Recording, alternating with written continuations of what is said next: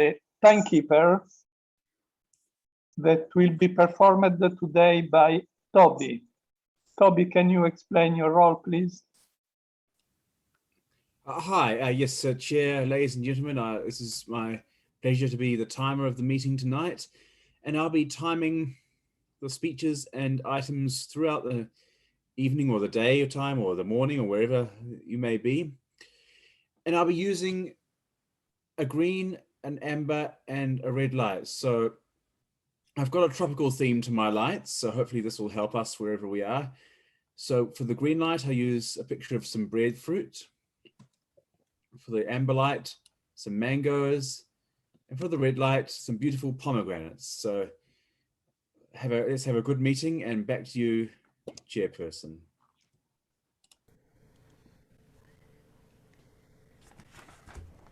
Thank you, Toby. I think we can pass now to the prepared speech session, isn't it? So this is the session where members perform a public speaking project. Now, you know the expression, light travels faster than sound.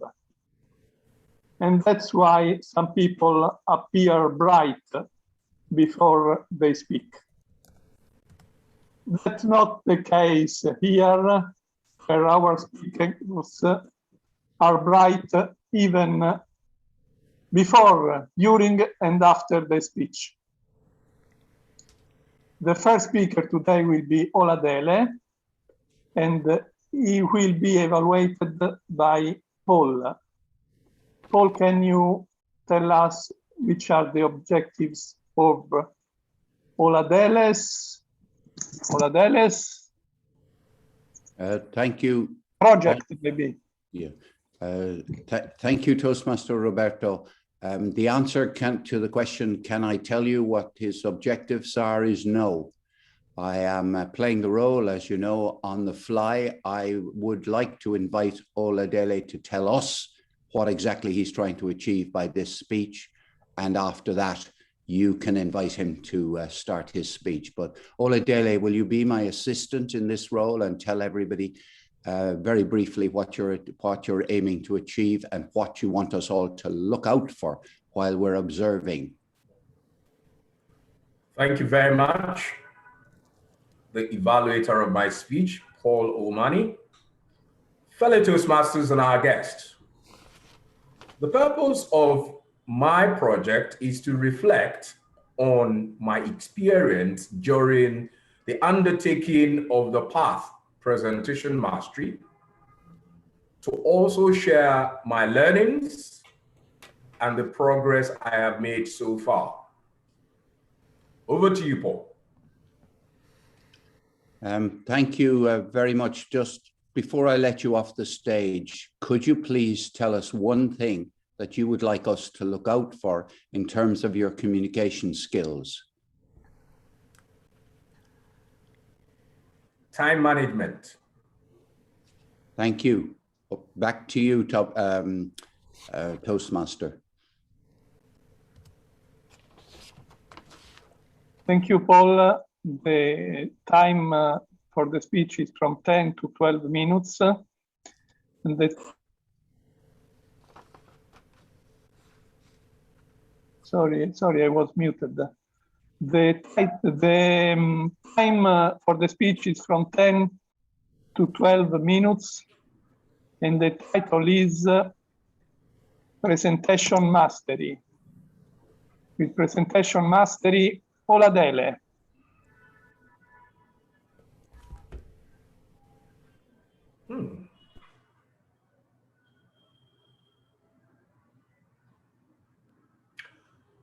A unique day it was, and you could also call it a unique date. 12/12/2012. You see, it was the day I was preparing for a paid presentation. And up until that time, one outstanding challenge amongst others which I have in presentation is the ability to fit the content of my speech to the time allotted. So I began my rehearsal, preparing for this paid presentation. The more I rehearsed, the more my challenge magnified. I couldn't tell what it was I was missing. So I kept struggling. But you see, one very positive thing that encouraged me to keep going on was that I wasn't willing to give up. The client had paid. I needed to show up. And when I show up, I needed to give a great show, amongst which is respecting the time of my client.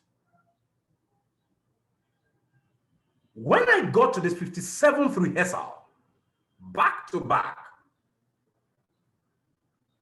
I found something monumental that revolutionized my presentation experience. The Toastmaster, fellow Toastmasters and our esteemed guests, I am wondering whether you want to know the eureka moment, what I found. I found that if I removed a particular word that I'd been using in the course of my 56 rehearsals, I will gain 3 progressive seconds. Wow. The word had the same meaning with the previous word that had a longer period to pronounce. And so, ladies and gentlemen, that experience taught me what has become one of my life philosophies and also has become one of my favorite quotes, personally coined quotes. Doing the right thing is not what brings the right result, but doing the right thing zealously for the right number of times. And so 9 years ago, or 8 years plus if you like, I found that revelation. I did not just begin to apply it to speech presentation, but to every aspect of my life. And so when I seem to master something in life, and I consider it a strong or strength of mine, I do not walk away from it and think I have got that, I have it locked down, I don't need to keep working on it.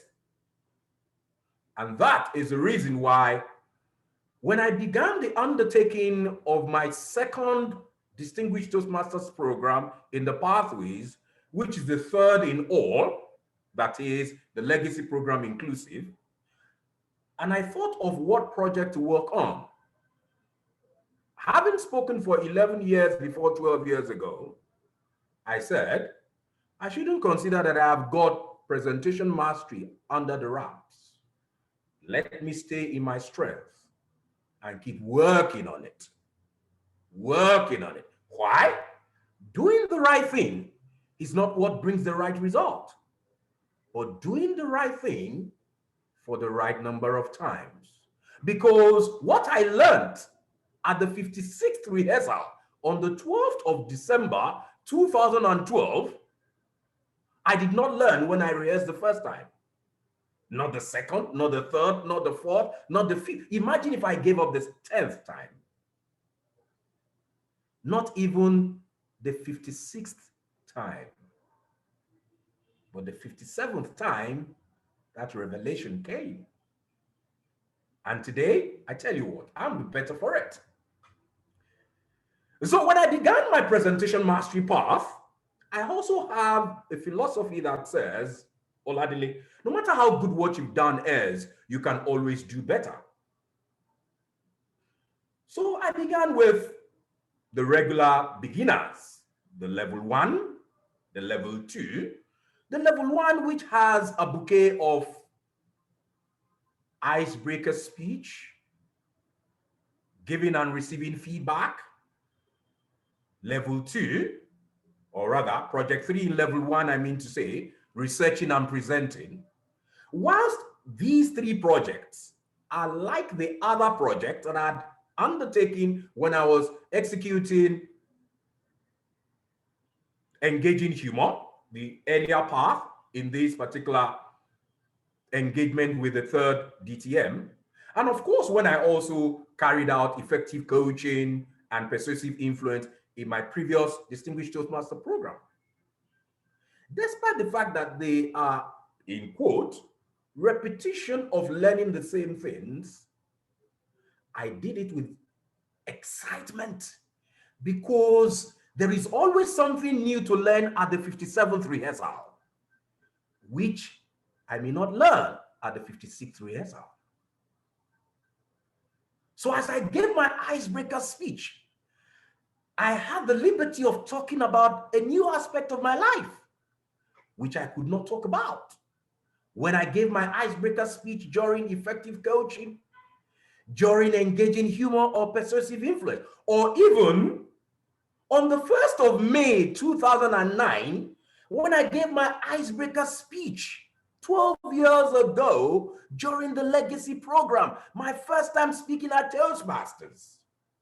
Oh, you don't want to know how fidgety I was, how shaky like a lily leaf I was.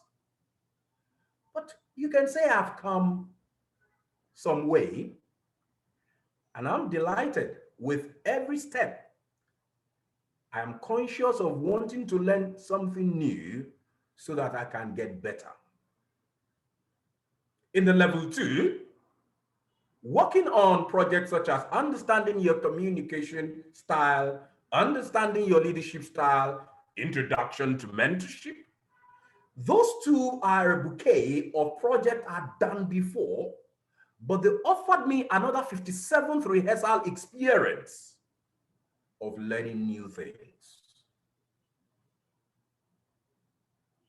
And so, getting to project level 3, level 4, and level 5, the advanced levels of this project, I came to another 57th rehearsal eureka moment.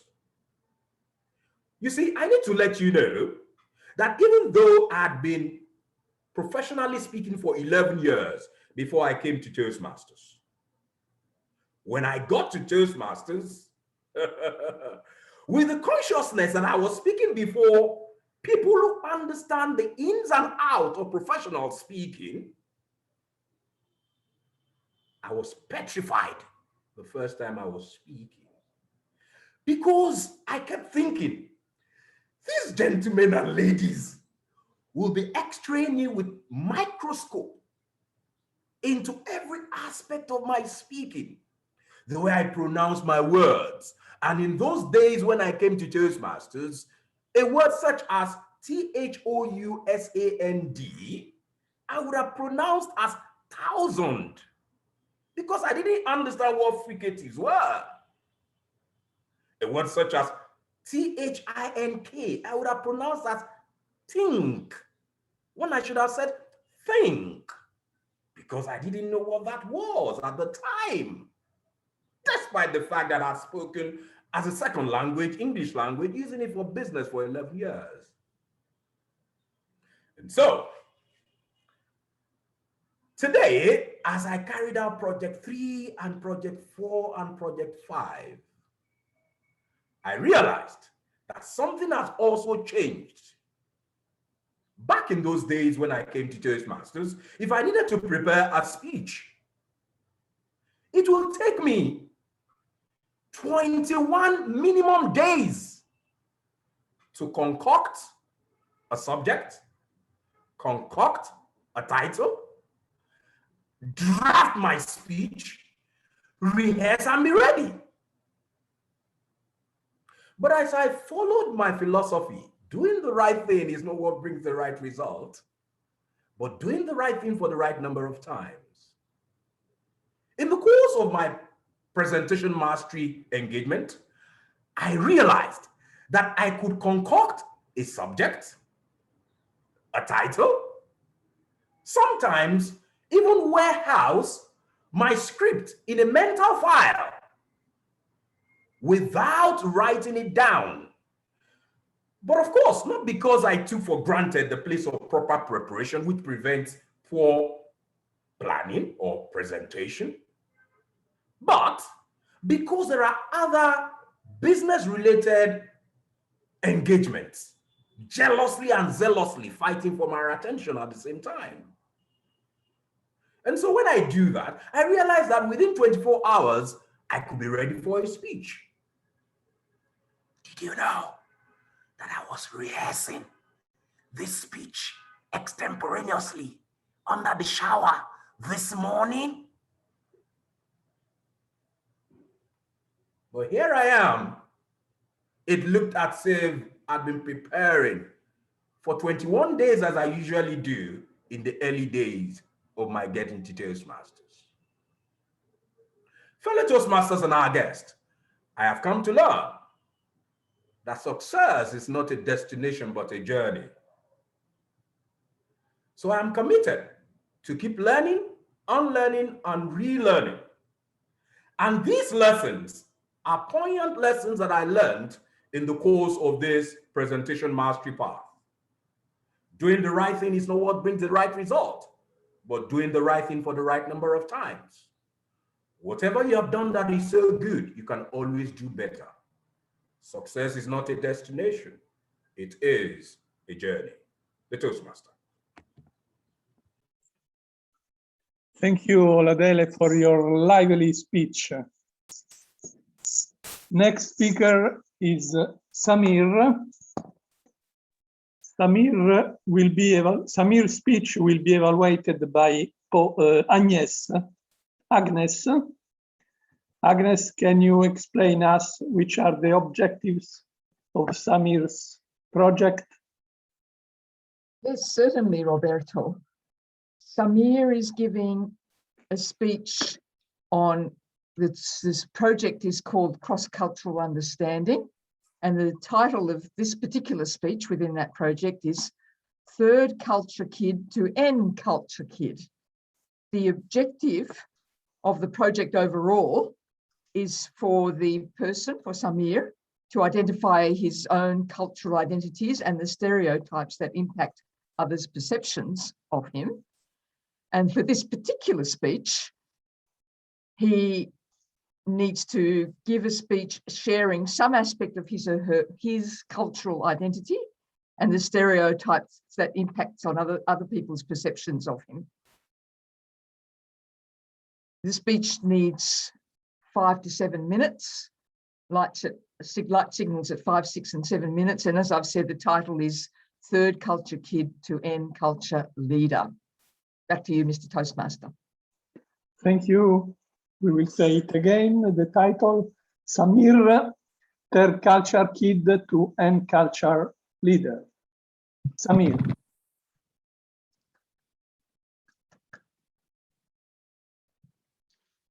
Where are you from? Oh, the bane of my existence, this question. Where are you from? And invariably, it's one of the first questions anyone asks when you meet them. This has been the bane of my existence since I was a little boy. Madam President, Mr. Toastmaster, fellow Toastmasters, and anyone who's had to be mixed up with multiple cultures in their living experiences. My normal answer to this question would be a litany, something that goes like this. I was born in Cincinnati, Ohio, to American and Egyptian parents. I moved at the age of 6 to Kuwait, lived there for 8 years. Then I moved to Egypt for 2 years. Then I moved to Spain for 2 years. Then I moved to the States where I stayed in North Carolina for 20 years. And then I've been in England for the last 9 years. Does that tell you where I'm from? No. Let me tell you where I'm from. I was born in Cincinnati, Ohio. And I could remember watching TV and the particular influences on my culture at the time. One was Star Trek, where the bridge had a multitude of diversity in the leadership.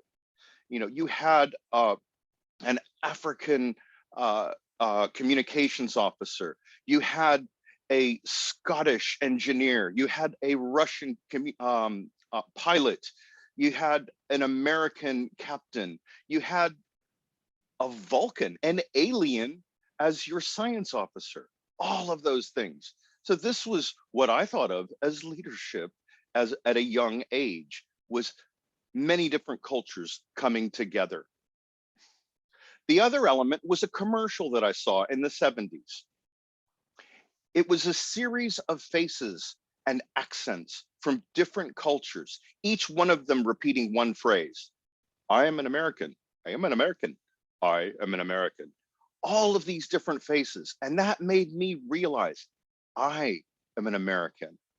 And that's the cultural identity I took with me when we moved to Kuwait at the age of 6. Long hair in a Middle Eastern culture? No. The question I was then asked was not, where are you from? Inta binta walad. Are you a boy or a girl? No, that didn't go over well. And I caught flack from everyone. From the local people, I looked like I was one of them, but the long hair threw them off. So they would give me a hard time. It didn't help that I didn't speak the language, Arabic, which they would expect with this complexion I would do. And then my Western peers from Canada, Australia, New Zealand, the US, and mostly Texas, really resented being in this desert country where you couldn't get any of the amenities from home. And so I looked like one of them, and I would get picked on for that. So I got bullying from both sides of my heritage. But I held on to that commercial. I am an American. There is a place where, regardless of your background, you're accepted, and there is freedom and equality for all. I would learn differently many years later when I returned to the States. My next step was to go to Egypt. At the time, before I went, I had made friends with others like me, another Egyptian American who I met through Dungeons and Dragons, with a Canadian friend who together we explored worlds and took on other identities. I loved being a hobbit or a halfling and taking on that identity. When I moved to Egypt, my new friends were connected with through Dungeons and Dragons. But it was the orientation at Cairo American College, where I went to high school, that blew me away. They settled us down and said, look, you're new to this country, and when you return home, you will experience reverse culture shock. What's happening to you now is you're absorbing the cultural properties of Egypt, where you'll encounter things like people staring at you. And this is normal. It's okay. Don't be concerned. When you go back, you'll take on elements of this and you will have reverse culture shock. You are now a third culture kid. I rolled my eyes. I said, this is my fourth culture, baby. Then I moved to Spain, and the Spaniards would tell you Spain is different, and it was different. And I absorbed qualities of that culture that I loved. While I was in Egypt, I had found that I could embrace my Egyptian heritage. And in doing so, in being half and half, American and Egyptian, when I went to Spain, I went there with the mindset that I'll take what's best from the Spanish culture and I'll make that part of my own. When I went back to the States, I did have reverse culture shock. When I'd studied American history, we always made it up to the Civil War. And I thought that the tensions between the African Americans who had suffered through slavery were a thing of the past. They had all been resolved decades ago. And my biggest culture shock was watching in an education course the civil rights marches that were televised, where dogs were pitted against African Americans and there were fire hoses. And I said, wait a minute, how can this be so close to the present in my own lifetime when there's television? It was shocking to me. Now, I found shelter from my reverse culture shock by going to, at our university, the International House, where there was a multitude of different cultures all coming together, and some Americans who were interested and open-minded to embrace other cultures. I found my peers, I found my peeps who were N culture kids as well, or N culture adults. Fast forward to Firebirds Collective, where I'm suddenly part of a leadership team that spans 5 continents and brings many cultures together in our membership and our leadership. My background, my attitude of embracing something from every culture served me well. I was able to listen, to not judge from the first reaction, but to understand that different people have different attitudes, different ways of listening, and different ways of communicating. Fellow Firebirds, to become an N culture leader, pause, listen, consider, and focus on the communication to cross the cultural boundaries. Mr. Toastmaster. Thank you, Samir. I admired the confidence with which you delivered your speech. Excellent. Next speaker is Daniel. He will be evaluated by Samir. Samir, can you tell us which are the objectives of today's Daniel task? With pleasure. Daniel is doing the Understanding Your Leadership Style Level 2 speech. And the purpose of the speech is for the member to share some aspect of his or her primary leadership style or discuss leadership styles in general. Back to you, Mr. Toastmaster. Thank you, Samir. Daniel, leading softly from behind. Leading softly from behind, Daniel. And time for this speech from 5 to 7 minutes. Thank you, Mr. Toastmaster of the day. A well-known Chinese philosopher from the 6th century BC named Lao Tzu once said, "A leader is best when people barely know he exists. When his work is done, his aim fulfilled, they will say, 'We did it ourselves.'" Ladies and gentlemen, this is an old yet timeless leadership quote with some profound insights.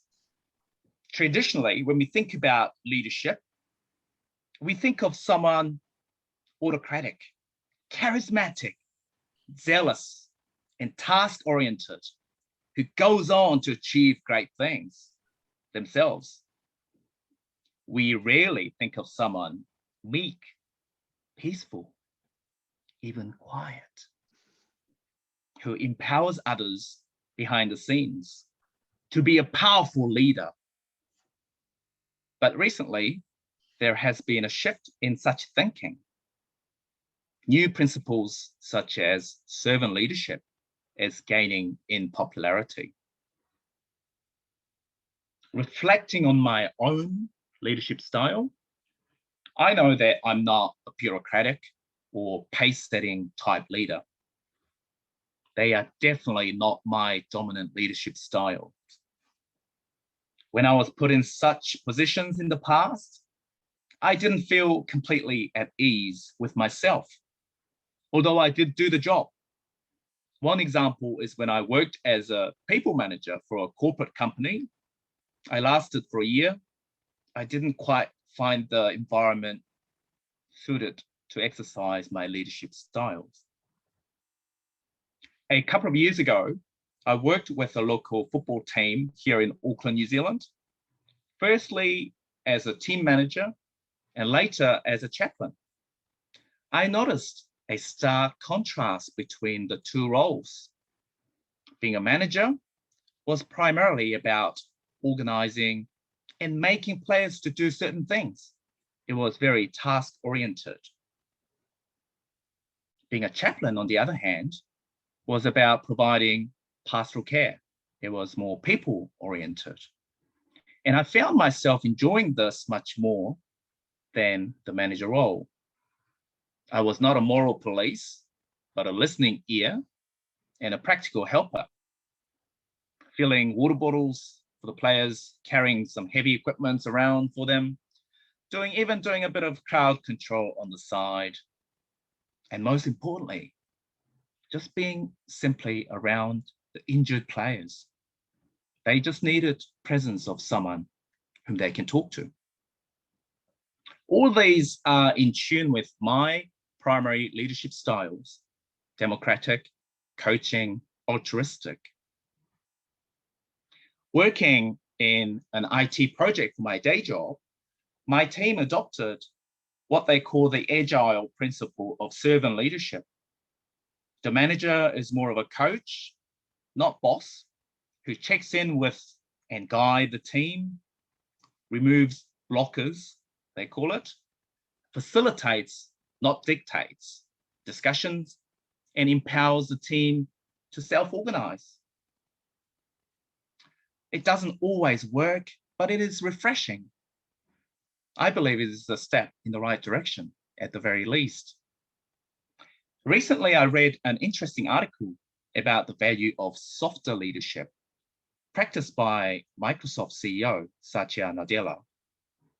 His approach is very different to his predecessors, Steve Ballmer and founder Bill Gates. He adopted kinder, gentler, and often quiet approach.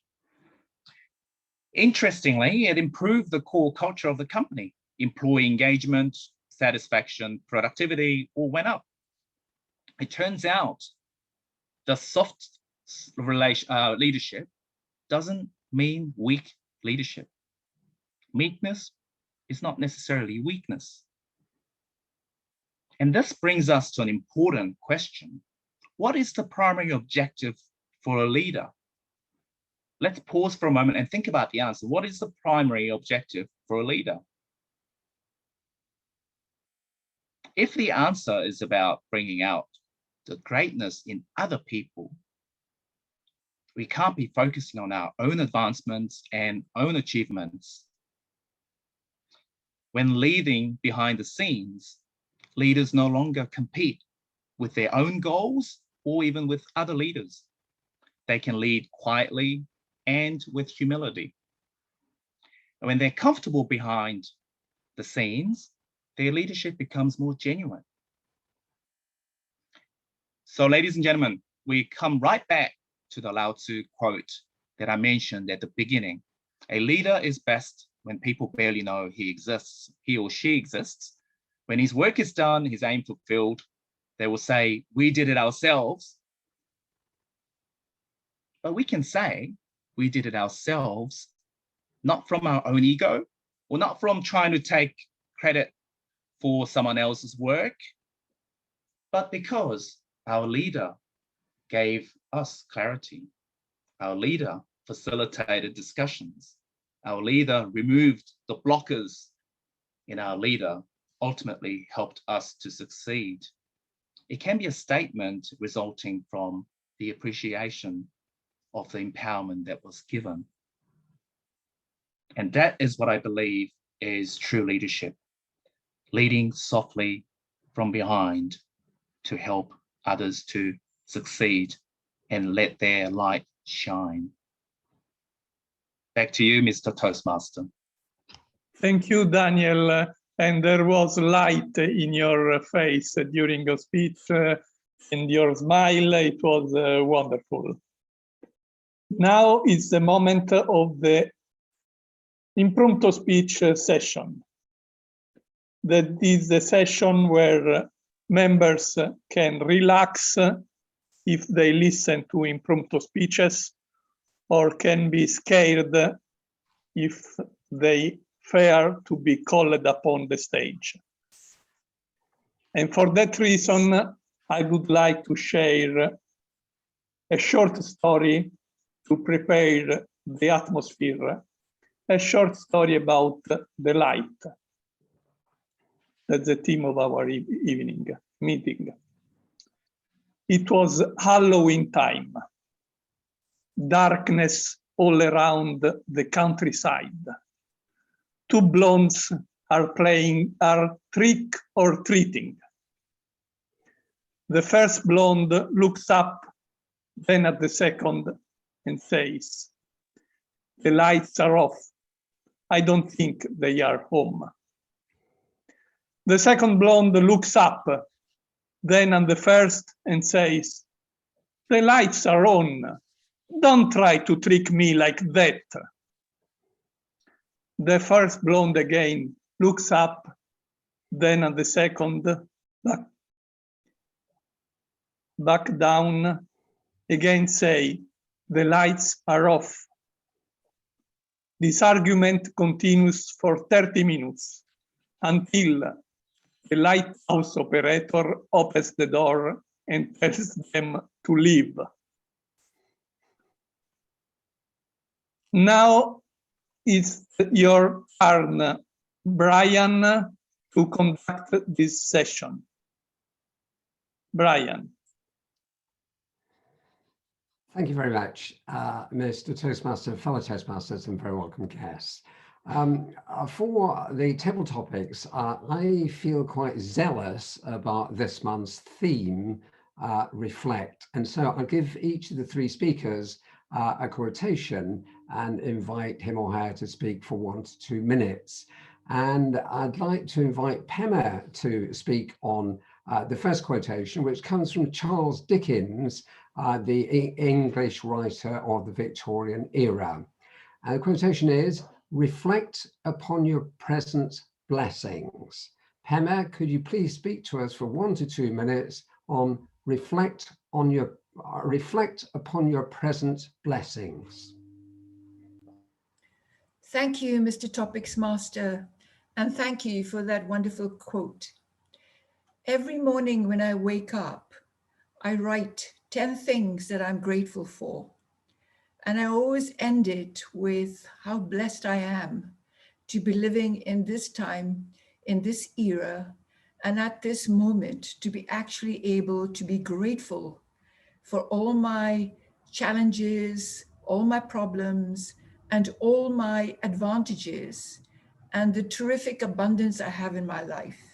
Because everything I have and everything I have experienced has been the most tremendous lesson that has blessed me to be able to be the person I am. And as I sitting here, listening to the speakers and listening to how zealous Roberto was in the WhatsApp messages he sent out to us, to listening to Oladela speak about the lesson he learned and the word he learned after 57 practice times, and listening to everybody and all the guests who come weekly, and then listening to Paul taking on 3 roles in this meeting, having appeared so exhausted and feeling amazingly effervescent and zealously putting himself forward. I just feel so blessed, first of all, to belong to this club, to have this opportunity to share this blessing with you, and to be able to speak what for me is really important, that we are all totally blessed in life. And it's what we do with the blessings is what makes us who we are. Back to you, Mr. Topics Master.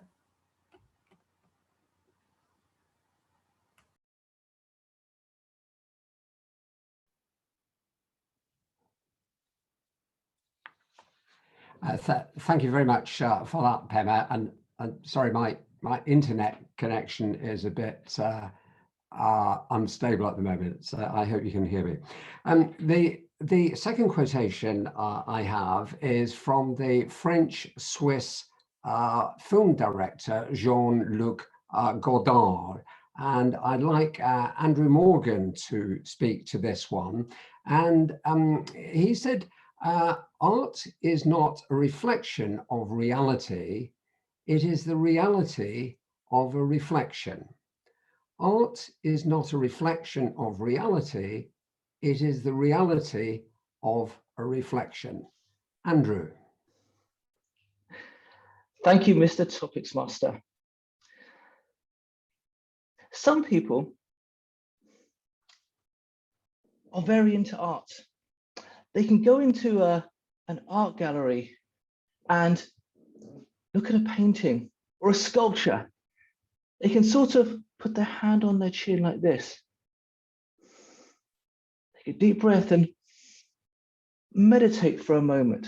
Breathe in that work of art, and then they might be able to share a few erudite words about it. So a little bit of philosophy. They don't need much time. I'm not really one of those people. I'm not particularly zealous about art. I'm one of those people who, I'd like a good art gallery, but I'm one of those people who has to squint at the little card beside the piece of art and go and say, that's what it's about. I sometimes would never guess.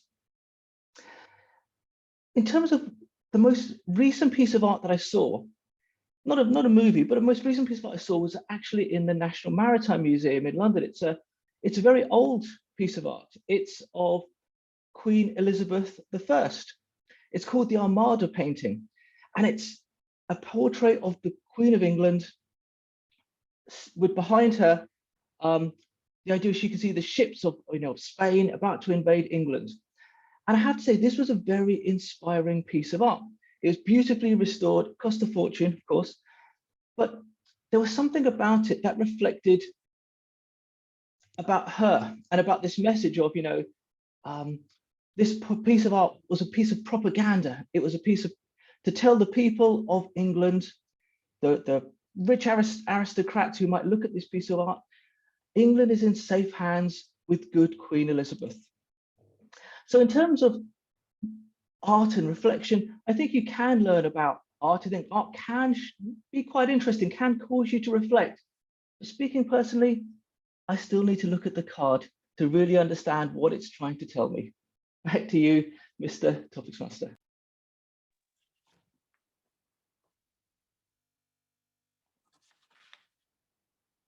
Thank you very much for that, Andrew. Our third quotation, I'd like to invite our guest, Guru, to speak to this one for 1 to 2 minutes, if that's all right with you, Guru. I may need more time to understand the structure, and also maybe 1 or 2 weeks I'll be a mute spectator. After that, maybe I will start speaking, if that is okay. Okay, that's all right, Guru. Let me see. Ujjal, would our guest today, Ujjal, would you like to speak? If I give you a quotation. Hey, yeah, can you repeat the quotation, please? Okay, I'll give you the quotation now, Ujjal, and this quotation is: there are 2 ways of spreading light, to be the candle or the mirror that reflects it. There are 2 ways of spreading light, to be the candle or the mirror that reflects it. Over to you, Ujjal.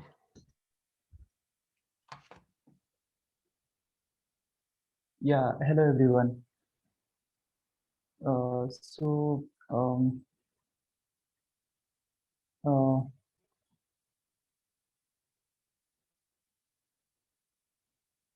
Fine, I'll start with this. My uncle is an engineer, so he was like he started from he started from the college, and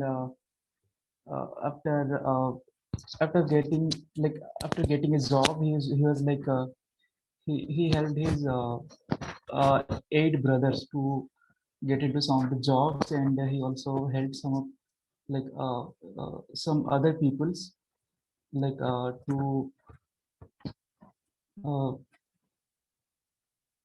to find their livelihood. So I think like he is an inspiration for them as well. Like they admire him a lot.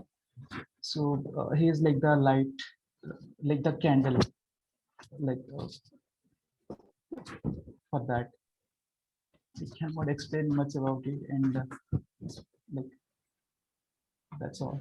Back to you.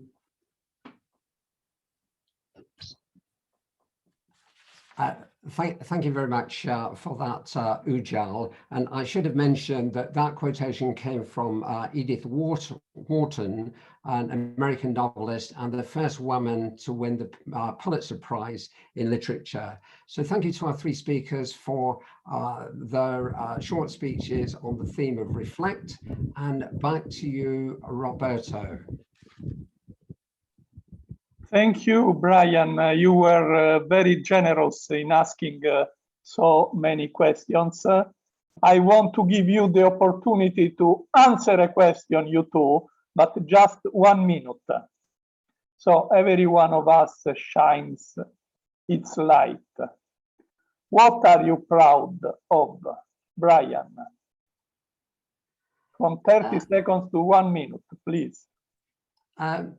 I think one thing I'm proud of is breaking my fear of speaking in public. I actually did that before I came to Toastmasters.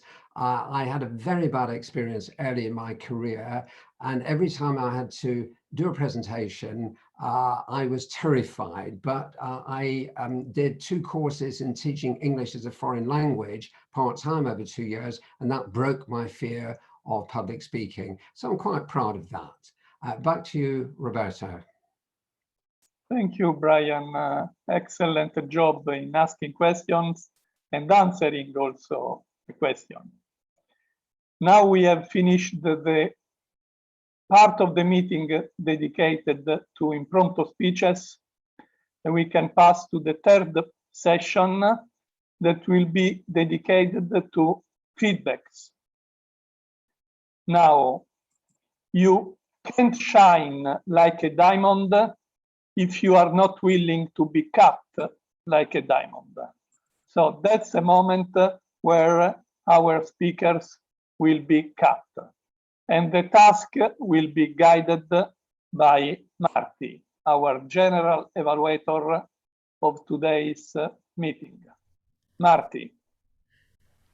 Thank you very much, Mr. Toastmaster of the Day, Roberto, and fellow Toastmasters. As was mentioned, this is the feedback portion of the meeting, and this is where, speaking from the perspective of a truck driver, this is where the rubber meets the road.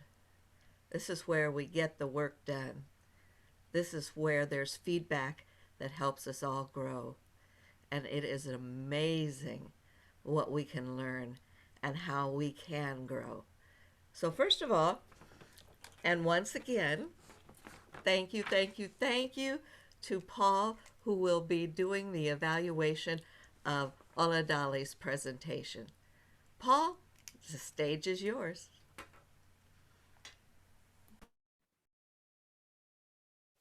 From the point of view of evaluation, this was a speech in which the speaker aimed to improve in the area of time management, or so he said at the beginning. The first thing I noticed about the speech is how intrigued I was that somebody who was a 3-time distinguished Toastmaster should dream of putting the issue of time management on the table. And I thought, hey, there's more to this story than meets the foot. And that's where I realized that the big issue for the speaker today, and I want to comment on, wasn't time management so much as timing. Timing, the points in your speech where you do things, not whether you can come in at 12 minutes and 12 seconds. So here we go. The first thing that came into the speech was all about time in terms of the 12th of the 12th of the 12th. You might remember how the speaker grabbed your attention by giving you something concrete as opposed to abstract to deal with, the 12th day of the 12th month of the 12th year in this century.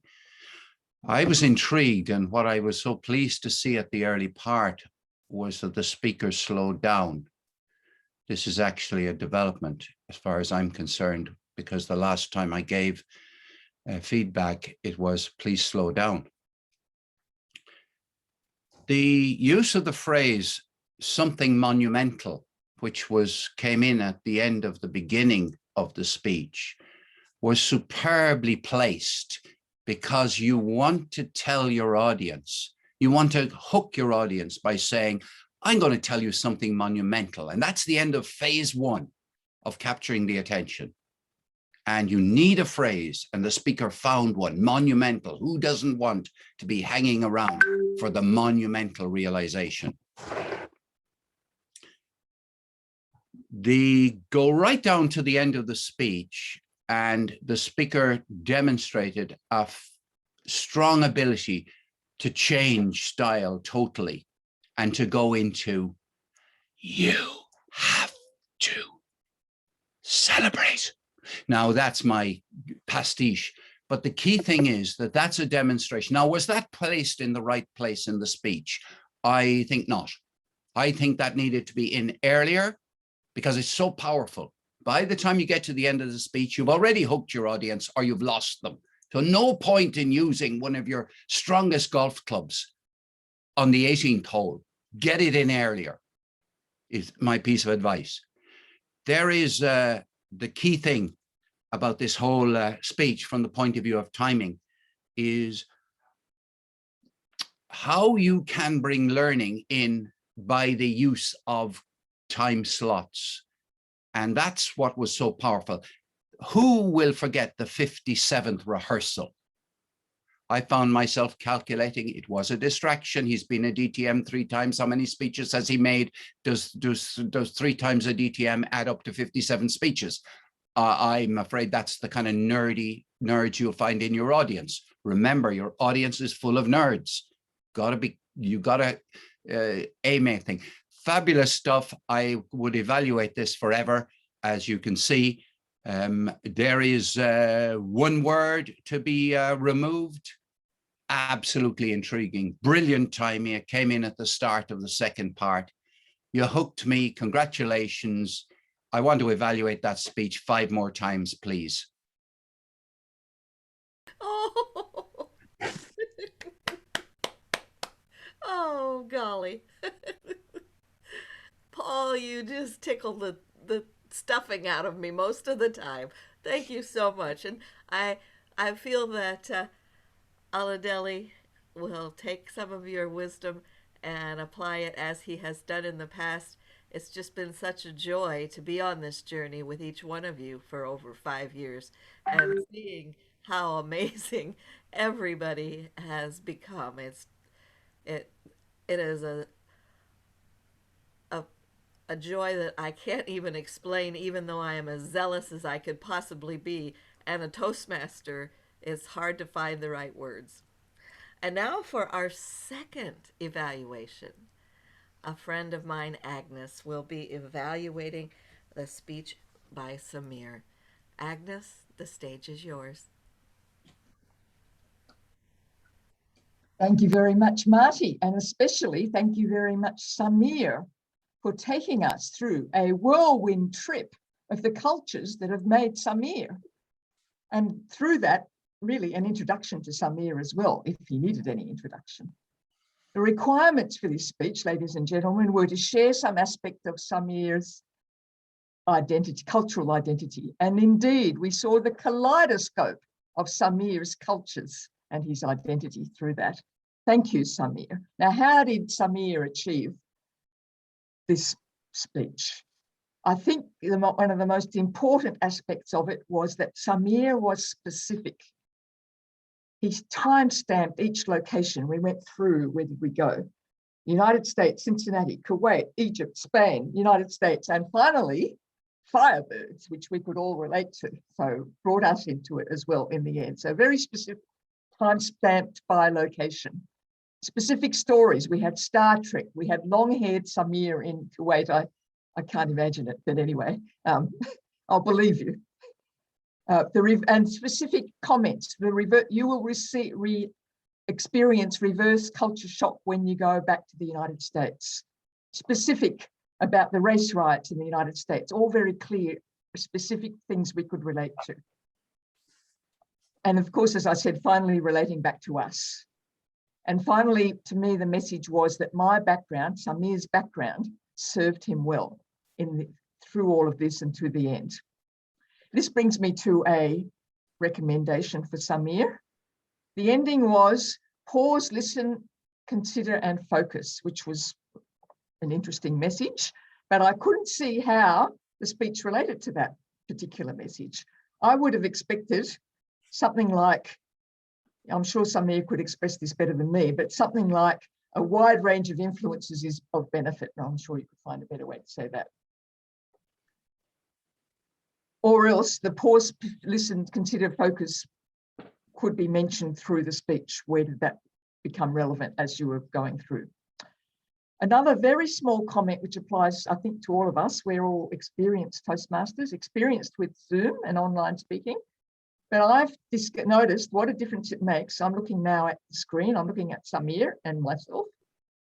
But when I look at the camera directly, which sits just above our pictures, I look as if I'm looking more directly, although I now can't see anyone else except the little dot where my camera is. So what I recommend to Samir, and in fact to all of us, is if we can try and focus on that camera, and then our audience will really see us looking directly. It's a small difference, but I think it might be quite big. It's hard to, I'm finding it very hard to do, to look at the black dot. But more about Samir's manner of speaking. Samir's strength is his voice, one of his many strengths. His voice transmits his emotion beautifully. So thank you, Samir. So to sum up, a whirlwind trip through Samir's cultural background. We got to know Samir, and he led us to an understanding of what Firebirds means now to Samir through his background. Think about the conclusion. Try and practice your eye contact, but keep up that beautiful voice and that beautiful structure. Back to you, Madam, whatever you are, General Evaluator.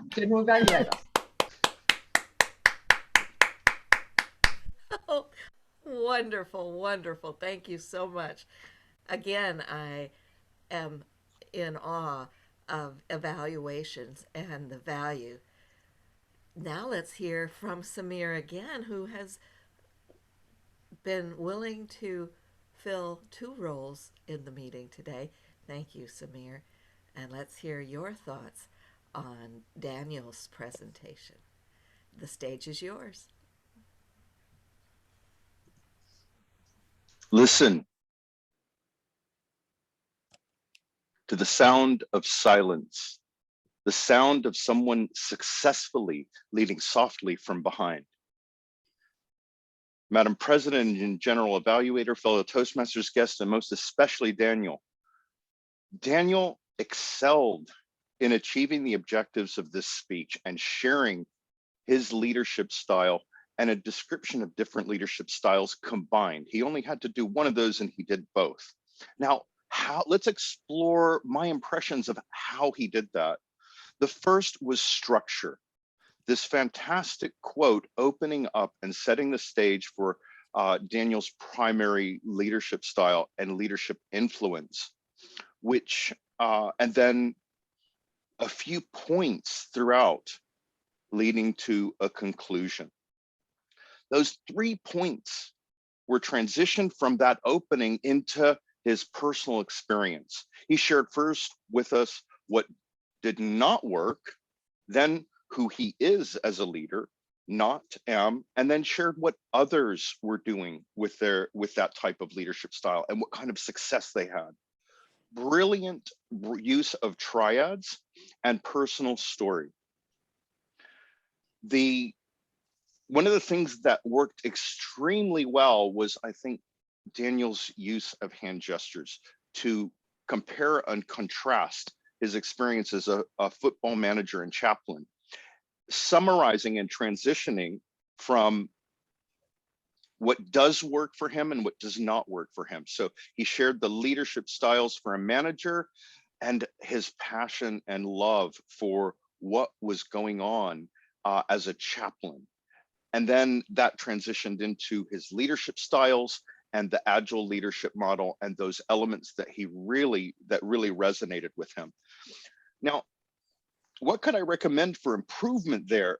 The use of those hand gestures was fabulous because we got a visual compare and contrast. How about using, with that set of triads, using the screen as a set of triads? So starting out with I'm not, then going to I am, and then sharing the examples and transitioning into the conclusion. That's one possibility. The other thing that I think could have really elevated Daniel's speech with this content was to use vocal variety. So I am not, really take us into the drain and strain of those leadership styles that do not work, and then elevate with your passion how servant leadership and the agile models really resonate with you, and caring as a chaplain for those injured players really touched you and made you feel like a strong leader. Now, in conclusion, what I absolutely loved about Daniel's speech was the frame. The quote at the beginning to set the stage of the leadership model that really resonates with Daniel, and then summarizing that quote, tying back to specific examples through the speech. Those callbacks really brought the quote to life and brought his interest in that opportunity to empower others and remove roadblocks. And then the cream on the top was that conclusion, tying back to the theme, let others shine. A brilliant speech. Can't wait to hear Daniel's next presentation. Madam General Evaluator. Thank you, Samir. Thank you so much. Thank you. And now we'll hear from our functionaries, beginning with our table topic evaluator, Andrew Bennett. Andrew, the stage is yours. Thank you, General Evaluator Marty. Zealous speakers responding to tricky questions. Toastmaster Brian Heaton this morning is to be praised because into this advanced club, he brought some very tricky quotes indeed. And this meant that we all got a very good stretch during the impromptu speaking session. I particularly enjoyed that. Toastmaster Pema was the first to come to the stage with the Charles Dickens quote, which was to reflect on present blessings. She started with a personal story, always a good idea, about the 10 things that she writes down every day. Because I see folks regularly at meeting, I can praise Pema for the improvement in her room setup and her background, which is extremely important in this club where we are an online presentation group. So well done to her for that. In the middle of the topic, she had a series of listening to this Toastmaster, listening to that Toastmaster. I would have liked those to have got progressively more exciting vocally. The real passion arrived when she said she was so blessed. Pema has a huge vocabulary, and indeed we are blessed to hear her. A Jean-Luc Godard quote, very complicated one. Art is not a reflection of reality, it's reality of a reflection. Andrew Morgan came to the stage, and this was a question that was worthy of a district contest, I really think. Quite a challenging one. Andrew gained some useful time by using the breathing at the start of the topic and squinting at the card. I thought that was an excellent idea, very wise. Andrew's hand gestures are great when I can see them within the frame. And occasionally there was a bit of hand clenching. We avoid hand clenching because it's slightly apologetic as a style. However, this was a really well answered topic. The choice of the Armada painting was masterful, and it was summarized at the end. There was good summary, bringing us back to looking and squinting at that card. So well done to Andrew. Ujjal, our guest today, stepped up and took a topic. Very well done to him.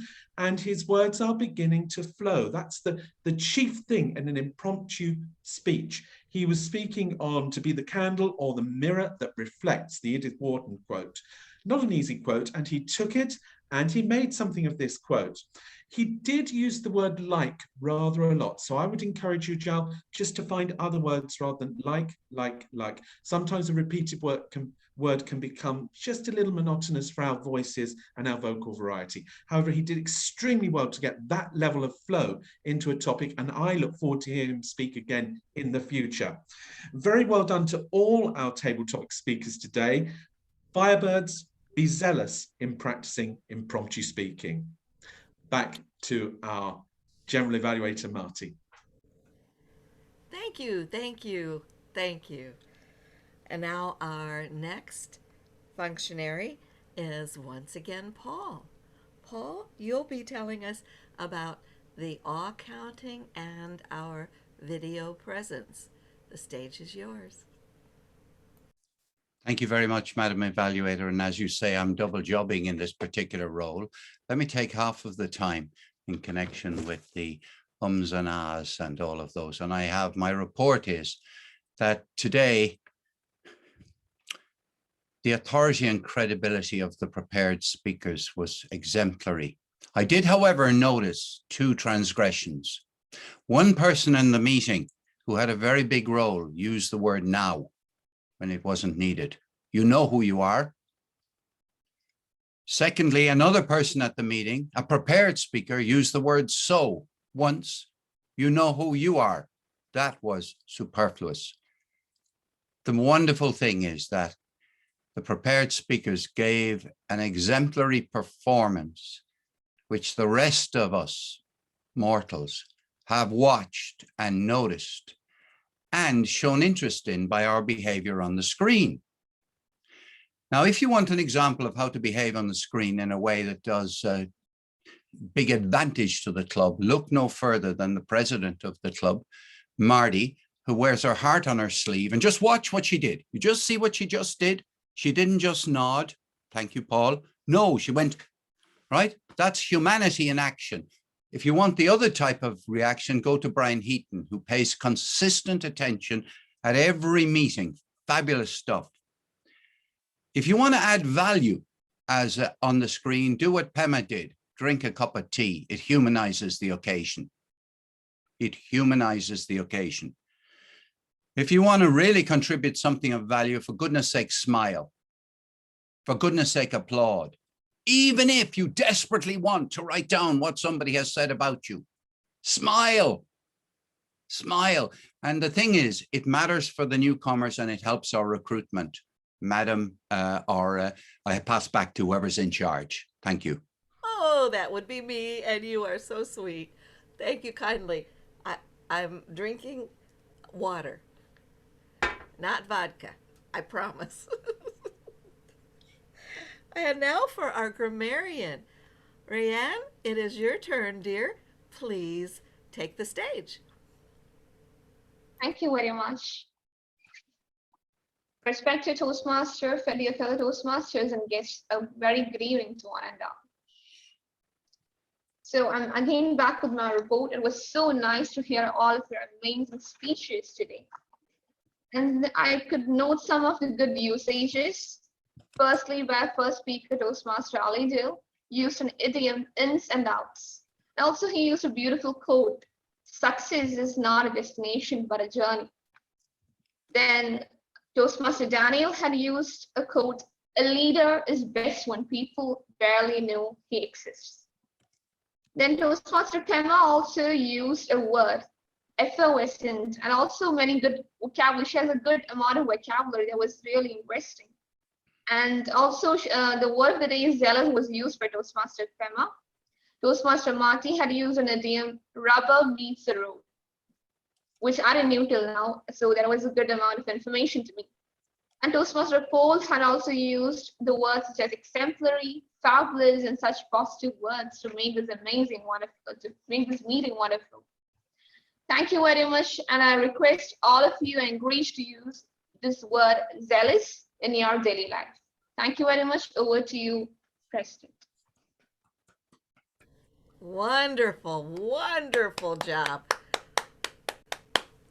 I think sometimes it's underrated, the value of listening and then being able to convey what you have gained through that process.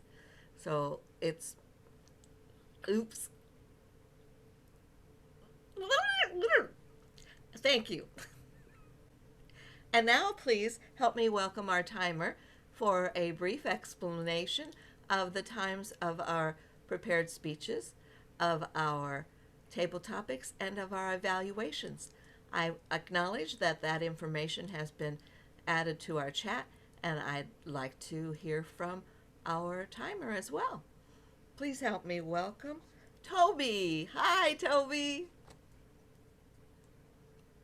Yes, it's been a very well structured meeting. We had some struggles at the beginning, but we got there at the end and we did just fine. So, Chair, ladies and gentlemen, our speakers were mostly kept well within time. Samir was about 37 seconds over, but that's not too bad. It's not a contest after all.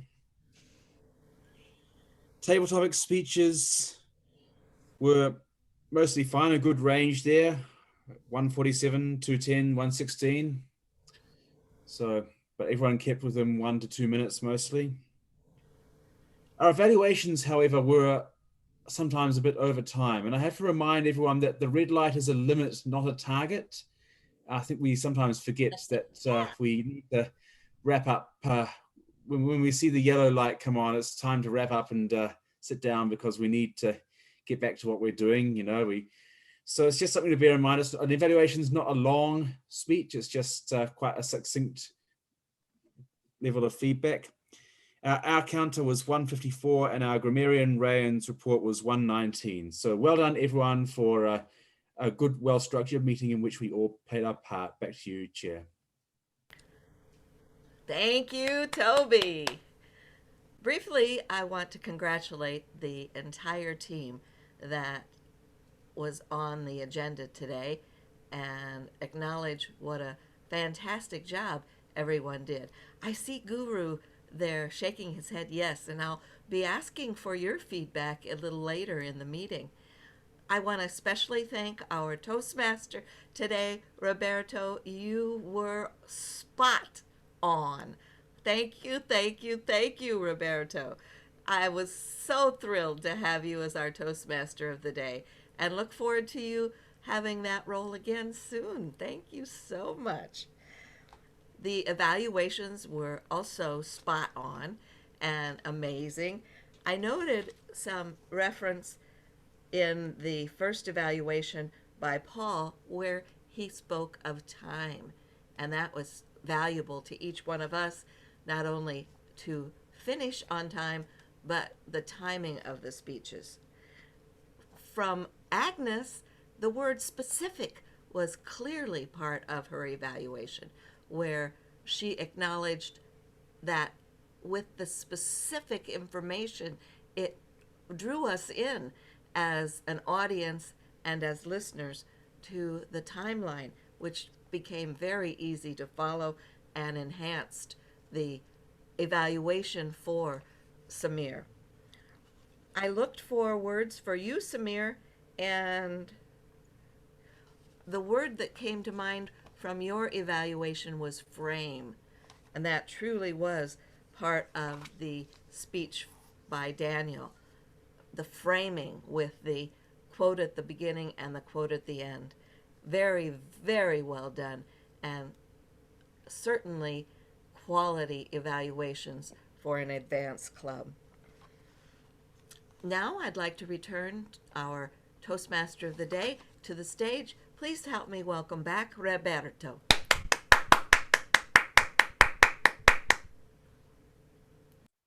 Thank you, Madam President.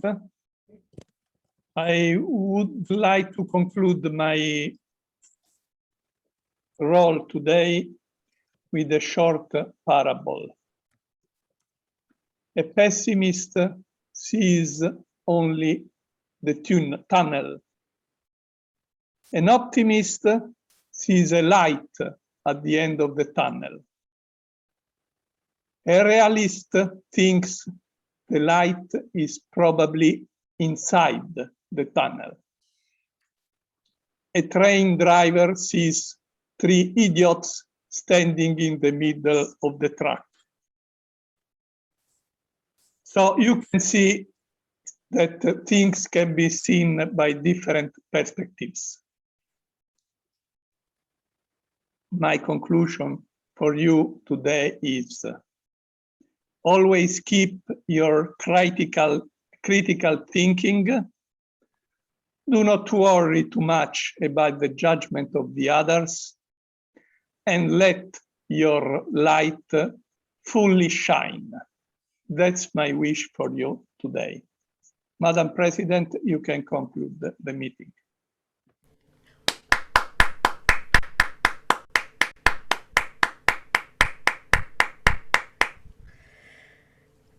And we as Firebirds Collective would like some feedback if our guests would join the audience and provide some feedback. Guru, it is your turn if you're willing. Please join us on stage. Definitely, and thank you for that.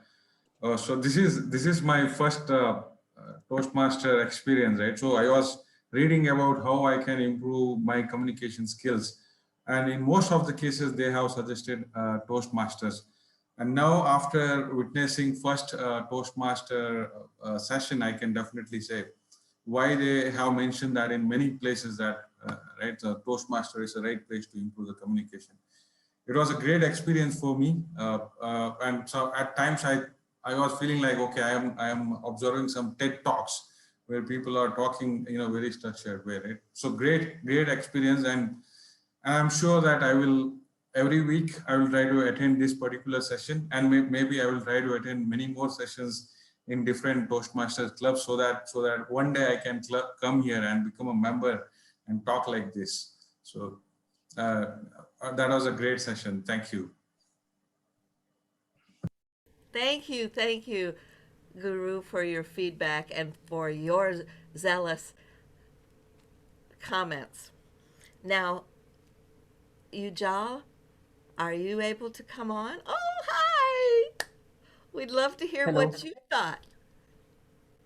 Yeah, so I got to know about the overall process in this meeting. Like, there were speeches and table topics, and most importantly, there were evaluators. Like, they were giving the feedbacks, like where they are making mistakes or how they can improve. So that I found very helpful, or improving someone speaking skills. So yeah, that's like I found this meeting very useful and very helpful. Thank you. For our Firebirds Collective, your feedback is worth its weight in gold. Thank you so much.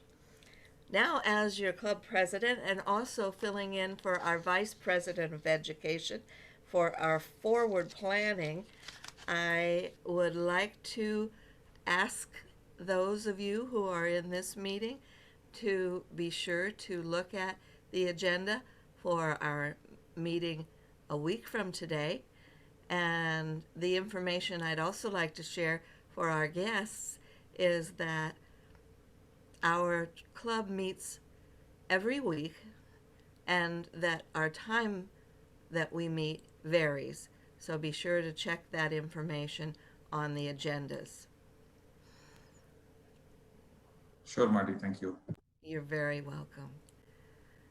It'll take me a minute to look into that agenda for next week, and I will do that in just a moment.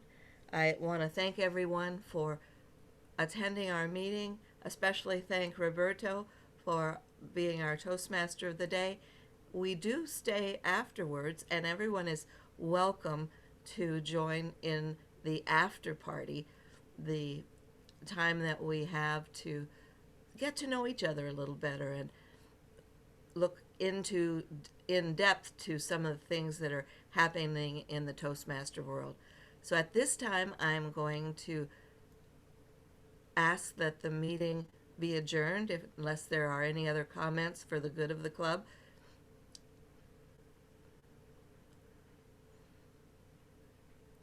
I'm back in Florida, by the way, so I don't have my gavel. I think I left it in Illinois.